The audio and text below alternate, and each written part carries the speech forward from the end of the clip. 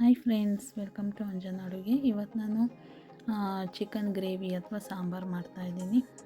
ಇದು ಒಳ್ಳೆ ಬಿಸಿ ಬಿಸಿ ಅನ್ನಕ್ಕೆ ತುಂಬ ಚೆನ್ನಾಗಿರುತ್ತೆ. ಮುದ್ದೆಗೂ ತಿನ್ಬೋದು ಮತ್ತು ಚಪಾತಿಗೂ ಎಲ್ಲದಕ್ಕೂ ಸೂಟ್ ಆಗುತ್ತೆ. ತುಂಬಾ ಟೇಸ್ಟಿಯಾಗಿರುತ್ತೆ. ನೀವು ಕೂಡ ಮನೆಯಲ್ಲಿ ಇದೇ ರೀತಿ ಮಾಡ್ಕೊಳ್ಳಿ, ತುಂಬಾ ಚೆನ್ನಾಗಿ ಬರುತ್ತೆ. ಬನ್ನಿ ಹೇಗೆ ಮಾಡೋದಂತ ನೋಡ್ಕೊಂಬರೋಣ. ಫಸ್ಟು ಒಂದು ಪಾತ್ರೆ ಅಥವಾ ಬಾಣಲಿ ಏನಾದರೂ ಇಟ್ಕೊಳ್ಳಿ. ಸ್ವಲ್ಪ ಎಣ್ಣೆ ಹಾಕ್ಕೊಂಡು ಒಂದು ಈರುಳ್ಳಿನ ಹಾಕ್ಕೊತಾ ಇದ್ದೀನಿ. ಅದು ಸ್ವಲ್ಪ ಫ್ರೈ ಆದಮೇಲೆ ಒಂದು ಟೊಮ್ಯಾಟೊನ ಹಾಕ್ಕೊತಾ ಇದ್ದೀನಿ. ಟೊಮ್ಯಾಟೊ ಕೂಡ ಬಾಡಿದ ಮೇಲೆ ಚಿಕನ್ನ ಹಾಕೊಳ್ಳೋಣ. ಇದು ನಾನು 1 kg ಅಷ್ಟು ಚಿಕನ್ನು ತೊಳೆದಿಟ್ಕೊಂಡಿರೋವಂಥದ್ದು, ಬೈದಾರ್ಸ್ ಚಿಕನ್ನು ಹಾಕ್ಕೊಂಬಿಟ್ಟು ಇದನ್ನ ಒಂಥರ ಸುಂಡಿಸ್ಬೇಕು. ಅಂದರೆ ಒಂದು 2-3 ನಿಮಿಷ ಹಂಗೆ ಫ್ರೈ ಮಾಡ್ತಾಯಿರಿ. ಇದಕ್ಕೆ ಅರಿಶಿನ ಮತ್ತು ಉಪ್ಪನ್ನ ಹಾಕ್ಬಿಟ್ಟು ಒಂದ್ಸರಿ ಮಿಕ್ಸ್ ಮಾಡಿಬಿಟ್ಟು ಇದನ್ನು ಒಂದು 5ರಿಂದ 10 ನಿಮಿಷ ಮುಚ್ಚಿಡಬೇಕಾಗತ್ತೆ.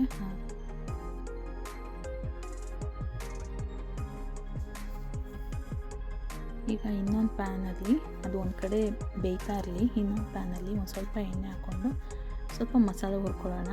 ಅದಕ್ಕೆ 2 ಬ್ಯಾಡಗಿ, ಹಾಗೆ ಒಂದು 7 ಗುಂಟೂರು, ಅದ್ರ ಖಾರಕ್ಕೆ ಎಷ್ಟು ಬೇಕು ಅಷ್ಟು, ಒಂದು 2.5 ಟೀ ಸ್ಪೂನಷ್ಟು ಧನಿಯಾ ಬೀಜ ಹಾಕ್ಕೊಂಡು ಸ್ವಲ್ಪ ಹುರ್ಕೊತಾ ಇರೋಣ. ಇದಕ್ಕೆ ಒಂದು ಅರ್ಧ ಸ್ಪೂನು ಜೀರಿಗೆ ಮತ್ತು ಒಂದು 6-7 ಮೆಣಸು, ಒಂದು 4-5 ಲವಂಗ ಹಾಕ್ಕೊಂಡು ಇದನ್ನು ಫ್ರೈ ಮಾಡ್ಕೊಳ್ಳೋಣ. ಇದಕ್ಕೆ ಚಕ್ಕೆ ಕೂಡ ಒಂದು 2 ಪೀಸ್ ಹಾಕ್ಕೊಬೇಕು. ನಾನಿಲ್ಲಿ ಲಾಸ್ಟಲ್ಲಿ ಹಾಕ್ತೀನಿ, ಚಕ್ಕೆ ಪುಡಿ ಹಾಕ್ತೀನಿ ಹಾಗಾಗಿ. ಮತ್ತು ಹಸಿರು ಮೆಣಸಿನ್ಕಾಯಿ 3, ಒಂದು ಈರುಳ್ಳಿ ಹಾಕಿದ್ದೀನಿ. ಇದಕ್ಕೀಗ ಬೆಳ್ಳುಳ್ಳಿ, ಶುಂಠಿ ಕೂಡ ಹಾಕ್ಕೊಬೇಕು. ಎಲ್ಲನೂ ನೀಟಾಗಿ ಫ್ರೈ ಆಗಬೇಕು ಚೆನ್ನಾಗಿ, ಸುಮ್ಮನೆ ಹಾಗಾಗಿ ತೆಗಿಬೇಡಿ, ನೀಟಾಗಿ ಫ್ರೈ ಆಗಲಿ. ಈಗ ಫ್ರೈ ಆಗಿದೆ. ಇದಕ್ಕೆ ಸ್ವಲ್ಪ ಅರಿಶಿನ ಮತ್ತು ಕೊತ್ತಂಬರಿ ಸೊಪ್ಪನ್ನ ಹಾಕ್ಕೊಂಬಿಡೋಣ.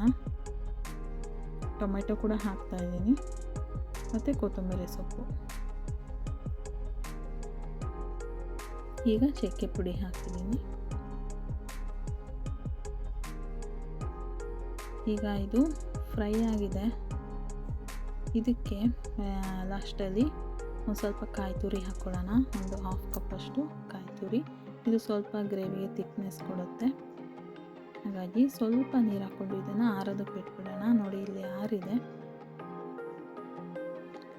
ಇಲ್ಲಿ ಚಿಕನ್ ಕೂಡ ತೆಗೆದುಬಿಟ್ಟು ಸ್ವಲ್ಪ ನೀರು ಹಾಕಿಬಿಟ್ಟು ಅದನ್ನು ಬೇಯೋದಕ್ಕೆ ಬಿಟ್ಬಿಡಿ. ಅದೊಂದು 50-60% ಅದು ಬೇಯಬೇಕು.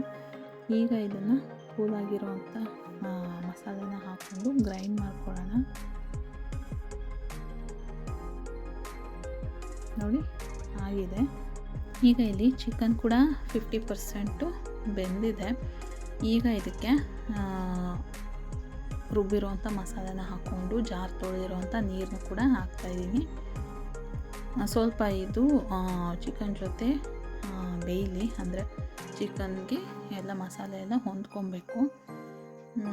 ಆಮೇಲೆ ನೀವು ಕನ್ಸಿಸ್ಟೆನ್ಸಿ ಎಷ್ಟು ಬೇಕೋ ಅಷ್ಟು ನೋಡಿಕೊಂಡು ನೀರು ಹಾಕ್ಕೊಬೇಕು. ಮತ್ತು ಉಪ್ಪನ್ನು ಕೂಡ ಇನ್ನು ಸ್ವಲ್ಪ ಹಾಕಿದ್ದೀನಿ, ಮುಂಚೆ ಸ್ವಲ್ಪ ಹಾಕಿದ್ದೆ. ಈಗ ಮುಚ್ಚಿಬಿಟ್ಟು ಇದನ್ನು ಬೇಯೋದಕ್ಕೆ ಬಿಡೋಣ, ಎಲ್ಲ ಹೊಂದ್ಕೊಳ್ಳುತ್ತೆ.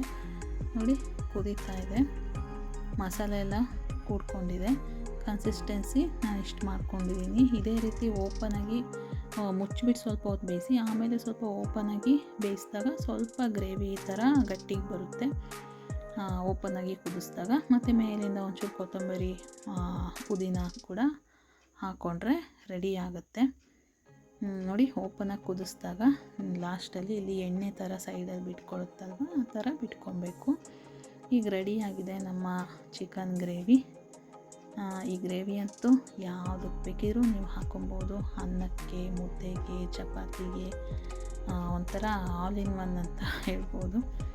ಆ ರೀತಿ ಸ್ವಲ್ಪ ಗಟ್ಟಿ ಮಾಡಿಕೊಂಡ್ರೆ ಸೈಡಿಗಾದರೂ ಮಾಡ್ಕೊಬೋದು. ತುಂಬ ಚೆನ್ನಾಗಿರುತ್ತೆ, ಮಾಡಿ ನೋಡಿ. ನನ್ನ ವಿಡಿಯೋ ಇಷ್ಟ ಆಗಿದ್ದರೆ ಲೈಕ್ ಮಾಡಿ, ಶೇರ್ ಮಾಡಿ, ಹಾಗೆ ನನ್ನ ಚಾನಲ್ನ ಸಬ್ಸ್ಕ್ರೈಬ್ ಮಾಡ್ಕೊಳ್ಳಿ. ಪಕ್ಕದಲ್ಲಿರೋ ಬೆಲ್ ಐಕಾನ್ ಕೂಡ ಕ್ಲಿಕ್ ಮಾಡಿ. Thank you for watching.